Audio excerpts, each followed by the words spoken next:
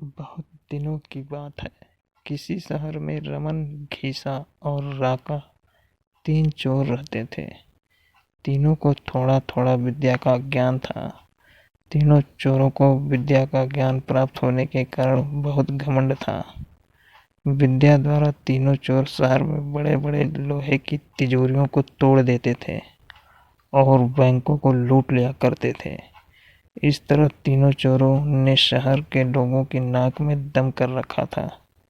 एक बार तीनों चोरों ने एक बड़े बैंक में डकैती करके सारा माल उड़ा दिया। तब पुलिस को खबर हुई तो तीनों चोरों को पकड़ने के लिए तलाश करने लगी, मगर तीनों चोर पास ही के एक घने जंगल में भाग गए। तीनों चोरों ने देखा कि जंगल में बहुत सी हड्डियां बिखरी पड़ी हैं।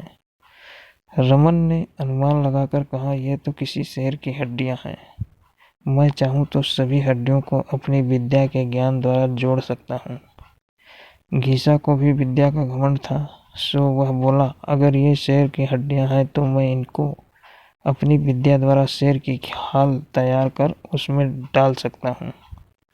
रमन और घीसा की बात सुनकर राका का भी घमंड उमड़ा और उसने कहा, तुम दोनों इतना काम कर सकते हो तो मैं भी अपनी विद्या द्वारा इसमें प्राण डाल सकता हूँ। तीनों चोर अपनी विद्या का प्रयोग करने लगे। कुछ देर बाद रमन ने सारी हड्डियों को जोड़ दिया और घीसा ने शेर की हूबहू जान डाल दी। थोड़ी देर में तीनों चोर सामने एक जीवित भयानक शेर को देखकर थर-थर कांपने लगे, मगर शेर के पेट में तो एक दाना नहीं था। वह भूख के मारे गरजता हुआ तीनों चोरों पर हमला कर बैठा और मारकर खा गया। शेर मस्त होकर घने जंगल की ओर चल दिया। दोस्तों, इस कहानी से हमें यह शिक्षा मिलती है कि कभी घमंड नहीं करना चाहिए। घमंडी को हमेशा दुख का ही सामना करना पड़ता है। यदि तीनों चोर अपनी विद्या का घमंड न करते तो उन्हें जान से हाथ न धोना पड़ता। हमें अपनी विद्या का प्रयोग सोच समझ कर करना चाहिए। वीडियो अच्छी लगी तो लाइक करिए, चैनल को सब्सक्राइब करिए। धन्यवाद।